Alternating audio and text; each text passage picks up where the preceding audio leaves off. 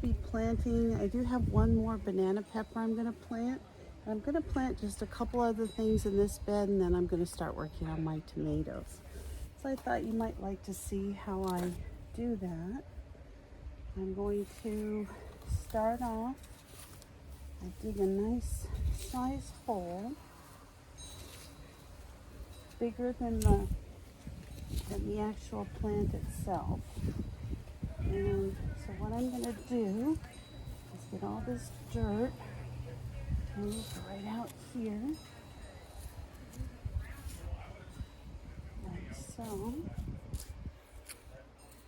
And then what I do is I put a little bit of triple 13, about a tablespoon, in the bottom of the hole. Then I take a little bit of, this is some rock dust. Take about a tablespoon of that, put it in the bottom of the hole, and then I'm going to put a little bit of dirt over it. And then from there, I'm just going to plant this. This is, I think I'll stick with the last pepper I have left, which is a banana pepper. And I'm going to put this in here, like so, and just fill it in. And this soil, I've been working on it for a couple of months, just getting it amended. I have bone meal in it. I have a lot of different things that I put into this soil. And all I'm going to do at this point is just put some of these wood shavings around it. So I'm almost done with this planter bed, and I'm planting one more tomato plant here. I think digging these holes and getting all of the ground fertilized and ready to go is really the hardest part of this, because once it's in, I've got everything on a drip irrigation. It's actually pretty simple.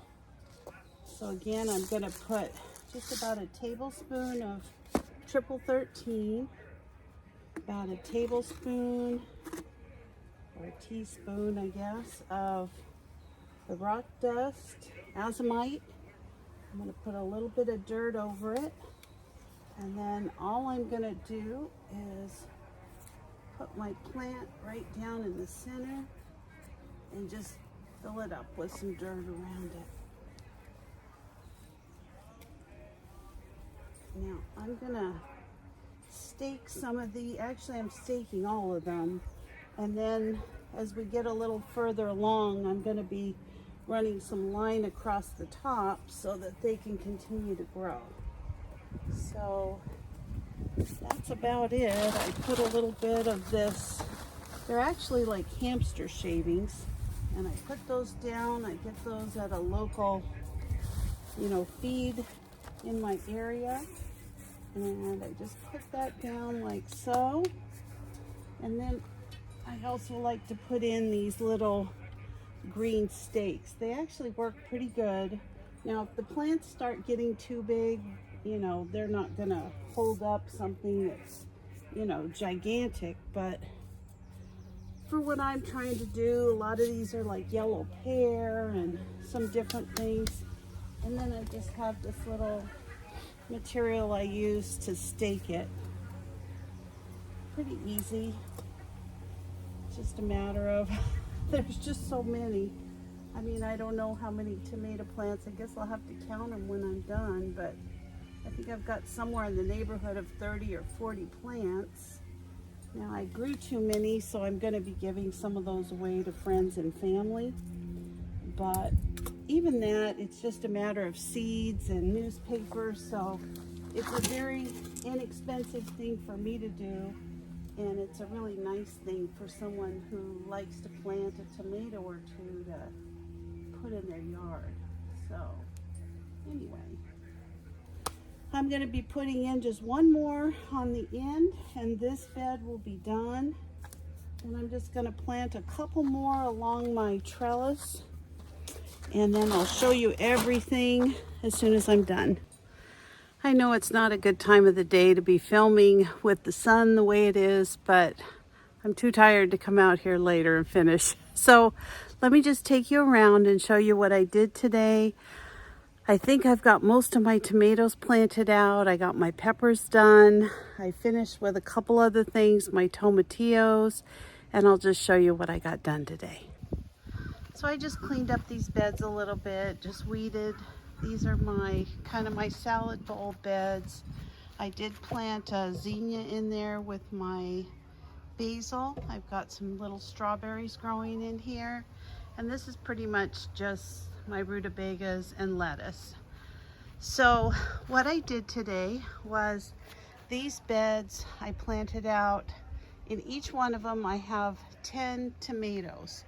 I have all kinds of different tomatoes. I have Brandywine, yellow pear, Ace 55.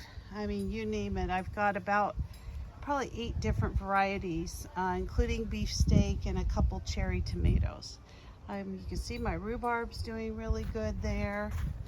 I moved my, I don't know what you call these things, these little, I moved these cattle panels, and they were in between my beds. Now I've kind of got a walkway where I have more of my beds accessible.